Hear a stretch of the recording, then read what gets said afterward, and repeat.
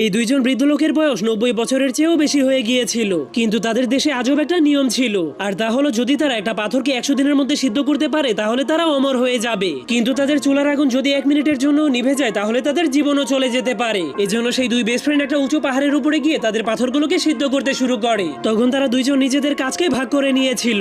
একজন সবসময় চুলাতে আগুন দিত এবং আরেকজন জঙ্গল থেকে কাঠ কেটে আনতো। এভাবেই ধীরে ধীরে 1 মাস কেটে যায়, কিন্তু সেখানে অনেক ঝড় বৃষ্টি হওয়া সত্ত্বেও তারা কখনোই আগুনকে নিভতে দিত না, যার ফলে এখন তাদের কাছে শুধুমাত্র 10 দিনই বাকি আছে। কিন্তু একদিন রাতে হলুদ কাপড়ওয়ালা লোকটা ধোয়ার মধ্যে দুইজন জাদুকরকে কথা বলতে দেখে। তখন সেই জাদুকরেরা বলছিল নীল কাপড়ওয়ালা লোকটা অমর হতে পারলেও হলুদ কাপড়ওয়ালা লোকটা কখনোই অমর হতে পারবে না। যা শোনার পর হলুদ কাপড়ওয়ালা লোকটা অনেক রেগে ভাবতে শুরু করে, পাথর তো আমিও সিদ্ধ করছি, কিন্তু শুধুমাত্র আমাকেই কেন মরতে হবে। এজন্য সে তার বন্ধুর উপর অনেক রেগে তার বন্ধুর সাইডের আগুনটাকে নিভিয়ে দিতে শুরু করে। কিন্তু তখনই ভয়ঙ্কর তুফানের কারণে যখনই ঘর ভেঙে সেই হলুদ লোকটার উপরে পড়তে যাবে, তখনই সেই নীল লোকটা এসে তার বন্ধুকে বাঁচিয়ে দেয়। এরপর তারা